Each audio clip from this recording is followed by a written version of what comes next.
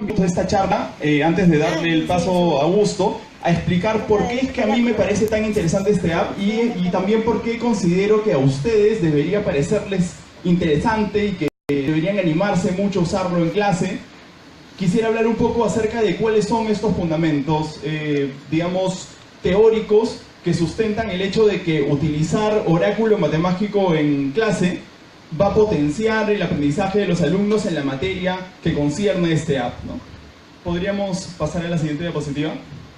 Ok, quizás a la siguiente. Ok, entonces, lo primero de lo que quería hablar es que en general se pueden encontrar en el aula, y ustedes sin lugar a dudas pueden decirlo mejor que yo, múltiples problemas al momento de enseñar un curso. Y esto no se restringe únicamente a la matemática. De hecho, podría tratarse en realidad de cualquier materia, ¿no? Cada vez que nosotros enseñamos una materia y tenemos un vínculo cercano con los alumnos, en el aula se presentan múltiples dificultades. Yo hoy día quisiera hablar específicamente de una, que me va a llevar a hablar luego de oráculo matemático, ¿no? Y esta problemática, y ustedes deben haberla notado, es que cada estudiante tiene un ritmo de aprendizaje distinto, ¿no? Por ejemplo, aquí tenemos como una pequeña foto de 4 estudiantes en un aula que podrían ser cualquiera de los estudiantes que ustedes tienen. Uno de ellos se llama Mateo, otra se llama Sandra, Sofía, y atrás está Jorge, que soy yo, que está atrás, ¿no? Y tienen unos porcentajes arriba, y ustedes dirán, ¿y esto de qué trata, no? Sucede que cuando un profesor dicta una clase, algo que se da cuenta quizás en el momento en que evalúa al alumno, es que no todos los alumnos han aprendido o han comprendido, digamos, la misma cantidad de información. Entonces quizás puede ser una posibilidad, pero no tiene que ser necesariamente así. El alumno que se sienta adelante, que se llama Mateo, ha entendido un 90% de lo que el profesor explicó. Por otro lado, Sandra, que está a su lado, tiene todavía algunas dudas porque hay un 30% de cosas que no ha entendido, pero tiene una idea algo amplia, ha entendido el 70%, ¿no? Por atrás está Sofía, que tiene más preguntas todavía porque solamente ha entendido la mitad del tema. Y atrás está Jorge, yo, ¿no? Que solamente ha entendido un 8% de la información que el profesor ha dictado, ¿no? Entonces, ahí podríamos ver que hay una problemática que se presenta en cualquier materia que ustedes enseñen. Cada vez que enseñamos una materia, enseñamos un grupo de contenidos, resulta que no todos los alumnos aprenden de igual manera, o digamos que no todos los alumnos comprenden la misma cantidad de información. Entonces, podríamos pensar que si este problema se presenta hoy en día, se ha presentado también, digamos, 20 años atrás, 30 años atrás, 50 años atrás. Entonces podríamos preguntarnos qué soluciones pedagógicas o psicopedagógicas han dado autores importantes al respecto de esta problemática. Entonces podríamos pensar, por ejemplo, ¿qué soluciones hemos encontrado? Por ejemplo, este hombre que se llama Skinner, no sé si alguno de ustedes lo conoce. Por ejemplo, él se dio cuenta de esta problemática y dijo, vamos a crear un procedimiento para solucionar este problema, es decir, que todos los alumnos aprenden en ritmos distintos. Y él creó algo que se llama el aprendizaje dirigido. De hecho, aquí hay algunas fotos de él y un niño en 1958 que están trabajando con unas máquinas, ¿no? Que son unas máquinas con las que tiene cada alumno en una clase, y cada quien con estas máquinas puede avanzar a ritmos distintos, ¿no? Por ejemplo, se pone un ejercicio en la máquina y un alumno va resolviendo y esta máquina le va diciendo al alumno si es que ha respondido bien o mal una pregunta. De tal manera que, por ejemplo, si todos los que estamos en esta fila estuviéramos trabajando con esa máquina, por ejemplo, la señora de aquí podría terminar rápidamente todos los ejercicios y pedir otros adicionalmente, y otra persona que está mucho más atrás podría demorarse un poco más. Y tenemos una serie de ventajas con esto, ¿no? Por ejemplo, la primera es que nadie se entera que una de estas personas se está demorando más y puede trabajar tranquilo. La segunda podría ser, por ejemplo, que una vez que una persona ha resuelto una serie de ejercicios, recibe la retroalimentación inmediatamente y no necesita todo el tiempo del profesor para recibirla, ¿no?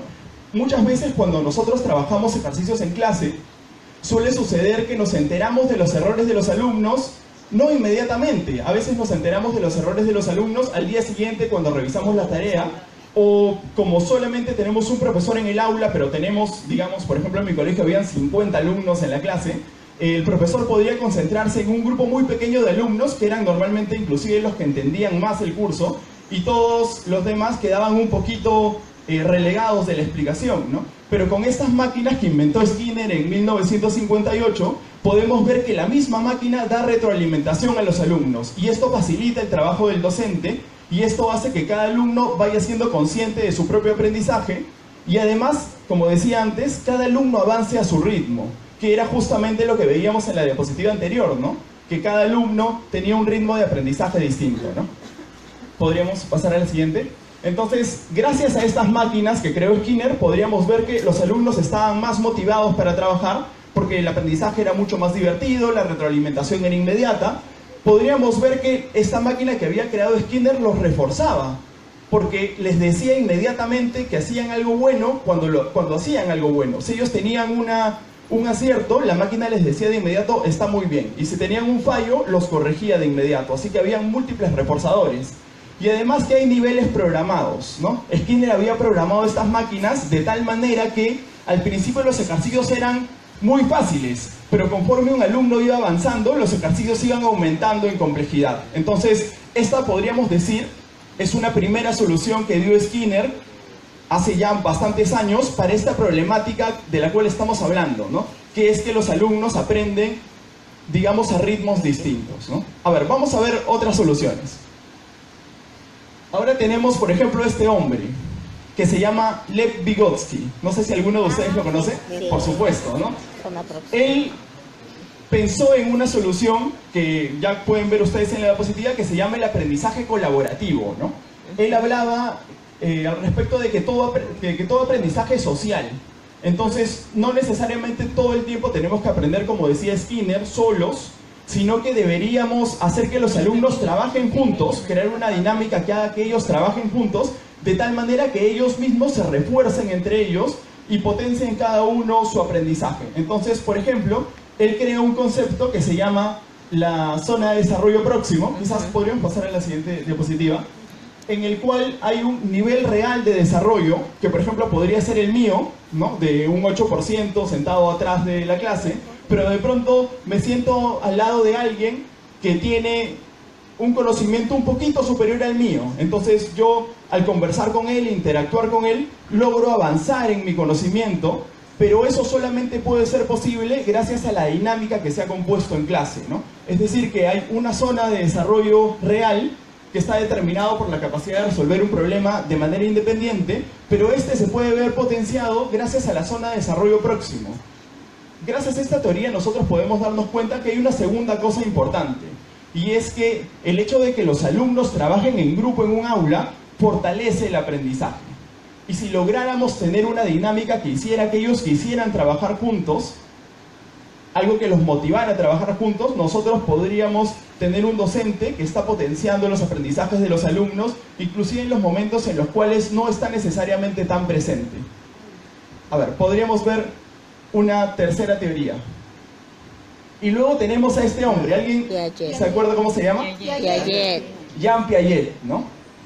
Bueno, de hecho la teoría de Piaget es bastante extensa, pero yo quisiera tocar solamente una parte pequeña de esta teoría, y esta es la parte del juego, ¿no?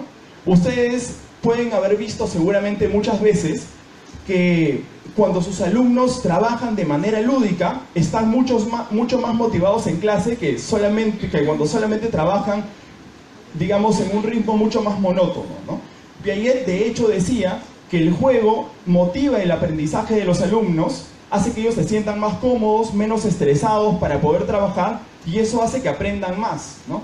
Dentro de los trabajos que hacíamos, de hecho con Augusto, que ya pronto les hablará, en comunidades de la selva peruana, en comunidades ayánicas y Shipibo con Ivo, podríamos ver que un gran potenciador de aprendizaje era el juego, y que los alumnos aprendían nociones lógico-matemáticas, nociones espaciales, motricidad gruesa, inclusive motricidad fina, jugando a ser adultos.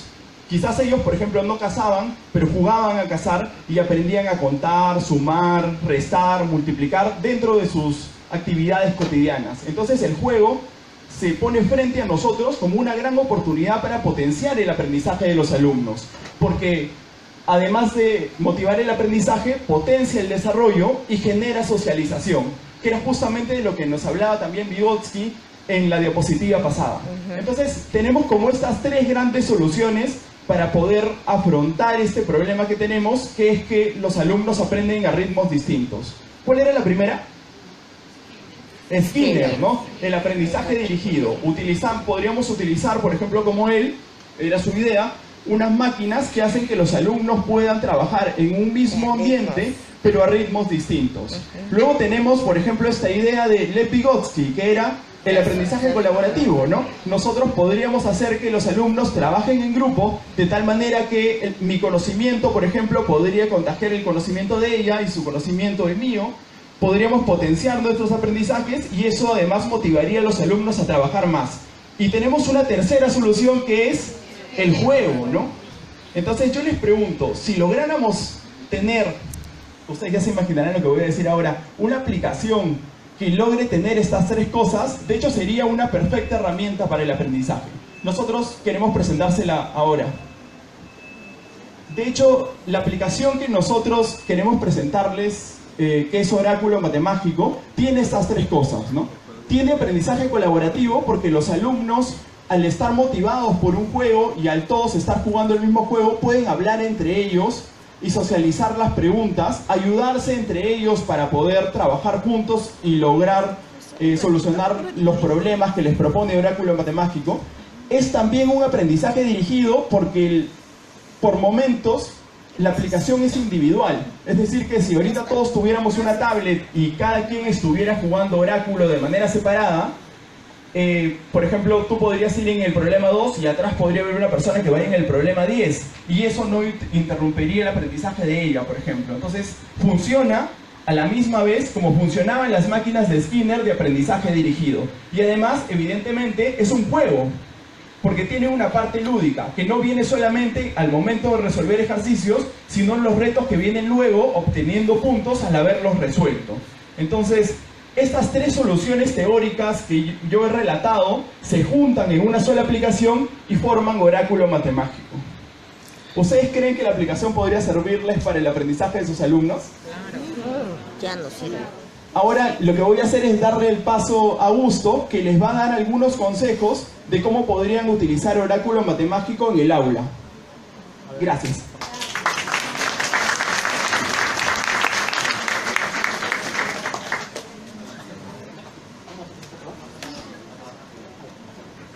Ok, entonces Jorge nos ha explicado un poco los fundamentos psicopedagógicos de la aplicación de Oráculo Matemático. Nos ha explicado, digamos, qué teorías psicológicas y psicopedagógicas están a la base de la aplicación. Entonces ahora lo que nos preguntaríamos es ¿cómo podemos hacer para integrar Oráculo Matemático, la aplicación, a nuestras clases, ¿no?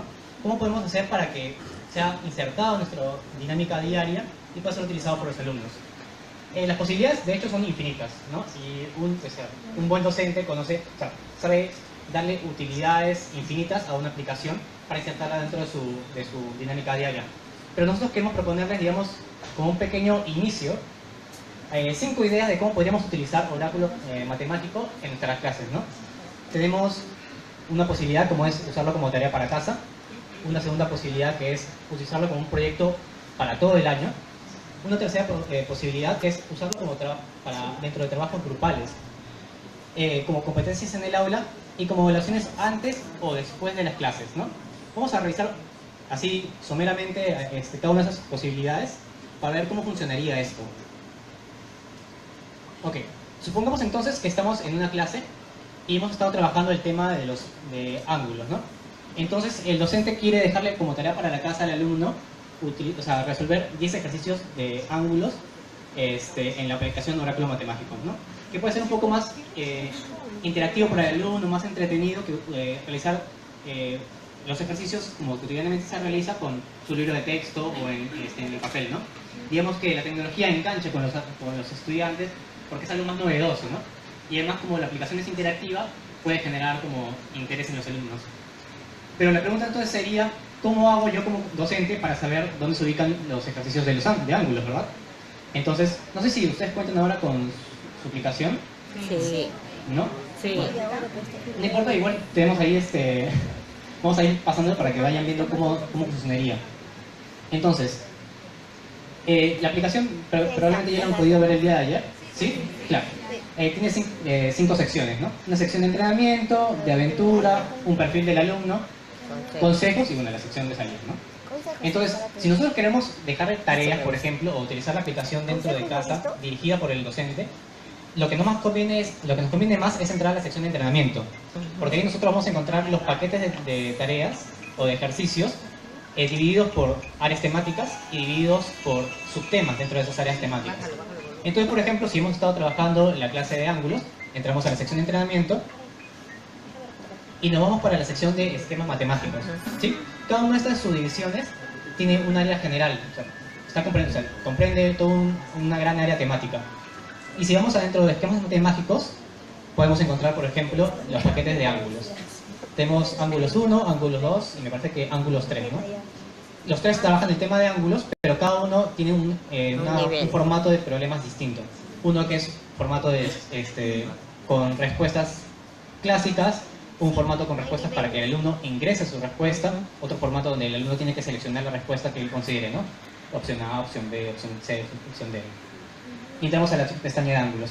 Entonces, el docente le indica después de la clase, ok, a sus alumnos, cuando lleguen a su casa, entran a su aplicación, van a entrar a la sección de esquemas, dentro de la sección la sección de entrenamiento, dentro de la sección de entrenamiento, esquemas matemáticos, y dentro de la sección de esquemas matemáticos, el docente decide que utilizarán ángulos 2, ¿no?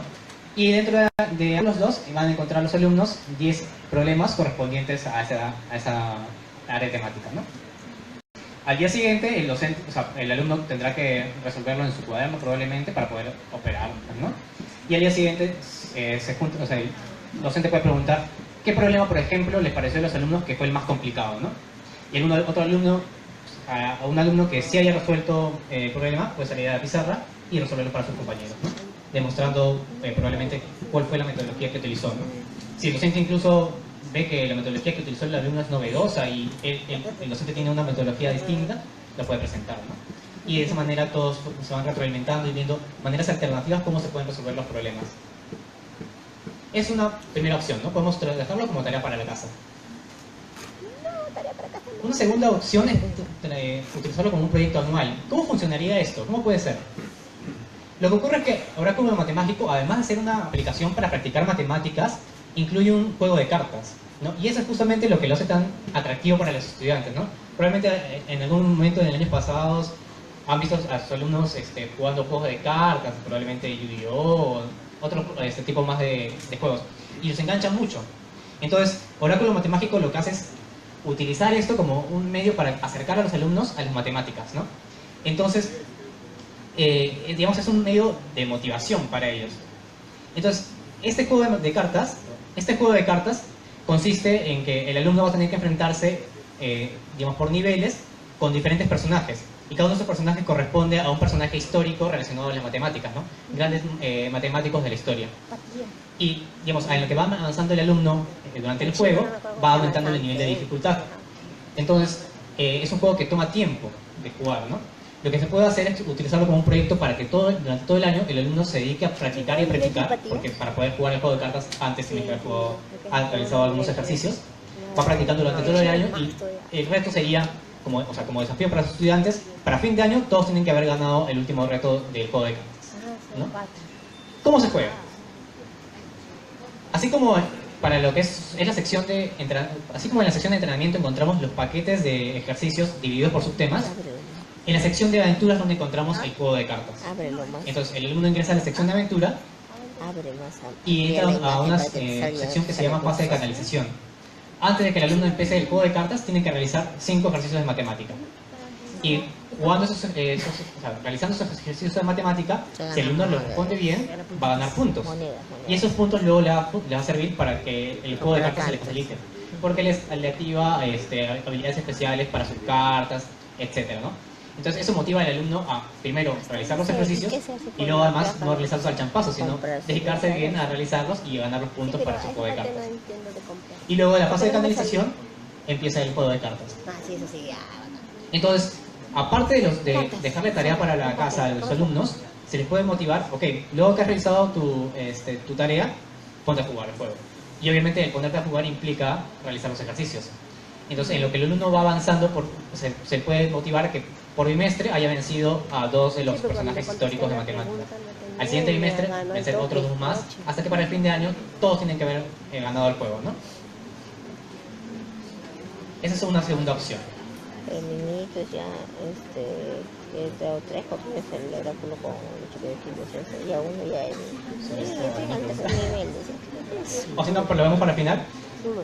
Luego, otra opción de cómo insertar oráculo matemático durante las clases es realizar trabajos grupales, ¿no? Se divide a los estudiantes por grupos y se les indica que trabajen toda una pestaña de la sección entrenamiento, ¿no? Entonces, esto, si nos damos cuenta, recoge un poco lo que ya nos explicaba hace un momento Jorge, del trabajo colaborativo propuesto por Vygotsky, ¿verdad? Es decir, cuando el alumno trabaja en grupos, si bien el trabajo del docente es súper importante y es la guía para los alumnos, hay ciertos aspectos del trabajo en grupo que también favorece el aprendizaje de los estudiantes, ¿no? Porque ya mencionaba algunos, ¿no? Por ejemplo, la zona de desarrollo próximo. Es decir, un alumno que conoce un poco más de un tema que otro alumno le puede ayudar a mejorar en sus capacidades. Pero también hay otras características del trabajo en grupo que son bastante favorables. Por ejemplo, uno de ellos es el hecho de que en ocasiones puede ser más sencillo para un alumno entender cuáles son las dificultades de aprendizaje, o sea, cuáles son las dificultades que se le están generando a un alumno para resolver un problema de matemáticas. ¿Por qué? Porque puede ocurrir en ocasiones que el docente que ya es tan experimentado en un tema o que lo ha dictado durante mucho tiempo y ya lo conoce a profundidad, algunos aspectos de algunos temas de matemáticas les puede resultar un poco obvios, ¿no? Entonces, en ocasiones puede ser un poco difícil como que entender en particular a este alumno qué cosas se le está generando, o sea, qué concepto o qué ideas se le está haciendo difícil de entender en un problema, ¿no? Una analogía para eso puede ser, por ejemplo, no sé si les ha ocurrido alguna vez, si ustedes entran a un cuarto oscuro, ¿no? Un cuarto donde todas están las luces apagadas y no ven nada, ¿no? Y luego no sé si les ha ocurrido que prenden la luz y ven la disposición de los muebles en ese cuarto, donde está un mueble, el televisor, la mesa, y luego apagan la luz y no sé si les ha ocurrido que está igual de oscuro que antes, pero ya pueden reconocer las formas dentro de ese cuarto, ¿no? Y eso ocurre porque cuando el cerebro, o la mente humana, obtiene cierta información, ya no puede negarla, ya no puede olvidarse de aquello que ya conocen. Efectivamente, ¿no? Entonces, a veces también ocurre, por ejemplo, si lo tratamos como una analogía dentro de las matemáticas. Cuando una persona ya entiende algo, o sea, un procedimiento matemático, un concepto matemático, es difícil como un poco ponerse en la posición de aquella persona que todavía no lo entiende, ¿no? Entonces puede ocurrir así con nuestros alumnos. Entonces, si bien estoy seguro que todos acá son docentes experimentados y entienden las dificultades de sus alumnos, hay otras veces en las cuales se puede aprovechar la posición del alumno que acaba de comprender algún conocimiento o está, digamos, a la par del resto de sus compañeros y puede ser para ese alumno más sencillo entender qué dificultad en particular se le está dando a su compañero, ¿no? Y poder ayudarlo. Entonces, en ese caso, el trabajo colaborativo o por grupos resulta súper rico. Y nosotros podemos aprovechar incluso aún más esa situación si le agregamos incluso el utilizar oráculo matemático, ¿no? ¿Y cómo sería entonces? Disponemos a los alumnos por grupos y les indicamos que trabajen una pestaña de la sección de entrenamiento. La pestaña, por ejemplo, de equivalencias entre fracciones y porcentajes o fracciones decimales, ¿no? O la pestaña de ángulos. Los alumnos trabajan los 10 ejercicios de manera colaborativa y una vez que todos los alumnos hayan acabado, se revisa, digamos, en todo el salón en conjunto para ver si ha habido algún error, ¿no? En caso que un grupo haya fallado en una pregunta y otro grupo no, el otro grupo haya sabido responderle, ese grupo sale a la pizarra y explica el ejercicio que ha realizado, ¿no? De manera que el resto de sus compañeros pueden ver cómo resolvió ese grupo ese problema. Y el docente complementa la información, termina de cerrar las ideas de lo que el grupo haya expuesto, ¿no? O aún más, supongamos que los alumnos hayan resuelto el ejercicio utilizando una metodología que para el docente resulta novedosa o que el docente conoce otra metodología más de cómo resolver el problema. El docente puede complementar eso, ¿no? Eso también es súper rico, que, digamos, al momento de resolver un problema, los alumnos puedan identificar como que sus propios métodos de cómo resolver ese problema, ¿no? Por ejemplo, porque en matemáticas ocurre mucho eso, ¿no? No hay un único modo de cómo aproximarse a un problema, sino que hay varios. Un ejemplo que Jorge pone mucho es, por ejemplo, si queremos sumar, ¿no? Y sumamos 425 más 215. No hay un único modo de cómo resolver ese problema. Un medio puede ser, por ejemplo, tomar nuestro cuaderno y ponemos la suma, ¿no? 425 más 215. Y sumamos primero las unidades y llevamos, ¿no? A las decenas, y sumamos las decenas y luego sumamos las centenas. Eso es un medio. Pero, por ejemplo, ¿qué pasa si nosotros no tenemos papel y lápiz a la mano y queremos realizar la suma mentalmente? Un medio de hacerlo es, efectivamente, sumar primero las centenas, 400 más 200 es 600, luego sumamos las decenas, 200 más 100 es 300, y luego sumamos las unidades, ¿no? 20 más 10 es 30, y luego sumamos las unidades. Entonces, no hay un único modo. Y cada uno de esos modos alternativos de resolver un problema activa en nosotros procesos cognitivos distintos y nos ayuda a reforzar, el problema, a reforzar el concepto que nosotros estamos trabajando. Entonces, eso es rico, ¿no? Decirles a los alumnos, ok, acá tienen ustedes sus problemas de la sección de entrenamiento, pues se darán posteriormente cuenta de en qué se equivocó. Pero la idea es que es alternativa a resolver un problema. Y nosotros como docentes, cerrar esas ideas y ayudarlos a conectar, a comparar cada una de esas metodologías y cuál es la metodología más conveniente, etc., ¿no? Un tercer medio que queremos proponerles es, por ejemplo, generar competencias en el aula, ¿no? Ah, chévere, sí, eso me gustó. Ahí tenemos un alumno apurado por resolver el problema, porque sabe que si resuelve el problema sin errores, evidentemente, y de manera más rápida, va a recibir un premio, ¿no? Un puntaje extra, un cambio. Y si nosotros queremos fomentar esto, y por ejemplo, nosotros sabemos que en nuestro salón hay un alumno que destaca por encima de los demás alumnos y no sería muy justo como hacer competencia de esa manera, podemos agrupar a los alumnos, pues, ¿no? Un grupo de alumnos será mejor en ángulos, pero otro grupo de alumnos será mejor en equivalencias, ¿no? Entonces los pedimos que compitan entre ellos y resuelvan sus problemas, ¿no? Y un último medio que queremos proponerles por el día de hoy, seguramente ustedes sabrán darle muchísima más utilidad a oráculo matemático, es realizar evaluaciones antes o después de clase, ¿no? Al comenzar una clase o al finalizarla, se pide a los estudiantes que desarrollen algunos ejercicios. Así el docente puede evaluar el nivel de comprensión o en qué aspectos de un tema sus estudiantes están teniendo dificultades, ¿no? Es decir, vamos a trabajar el día de hoy equivalencias, ¿no? Entonces, al iniciar la clase, les pedimos a los alumnos que vayan resolviendo algunos problemas, ¿no? Y claro, dejarles en claro a los alumnos que no se les está evaluando porque queremos identificar qué alumnos no saben y entonces lo vamos a castigar, sino dejarles en claro a los alumnos que la razón por la cual se les evalúa es porque se quiere identificar, ¿sabes? Se quiere identificar en qué aspectos los alumnos están teniendo dificultades, o qué cosas no les ha quedado claro, o qué cosas sí les ha quedado claro, ¿no? La idea de la evaluación, les dejamos en claro a los alumnos, es poder identificar esas cosas para que el docente luego les pueda ayudar a entender aquello que todavía no saben, ¿no? Es decir, dejar en claro al alumno que la intención no es persecutoria, ¿no? Sino es ayudarlos, ¿no? Una vez que el alumno entiende eso, se relaja, se aproxima a las matemáticas no de esa manera que se aproximábamos nosotros quizás cuando éramos niños con miedo, ¿no? Sino con tranquilidad, con ganas de aprender, con ganas de entender un tema, ¿no? Y luego al final de la clase tomamos otra evaluación para ver, ok, cuánto hemos mejorado, ¿no? Y le decimos al alumno, ok, antes no podías hacer esto, ahora ya puedes hacerlo, bien por ti, qué bien, me alegro. O hemos podido cerrar estos aspectos del tema, pero todavía nos falta cerrar estos otros, entonces lo retomaremos el día siguiente. Entonces vemos cómo oráculo matemático se integra de todas estas maneras y aprovecha el recurso de motivación, aprovecha el recurso de juego, aprovecha lo que decía Jorge, las posibilidades de trabajo colaborativo para potenciar las clases de matemáticas, ¿no? No sé si nos queda tiempo para preguntas. ¿Sí? Por el momento, muchas gracias, los dejo con Luis.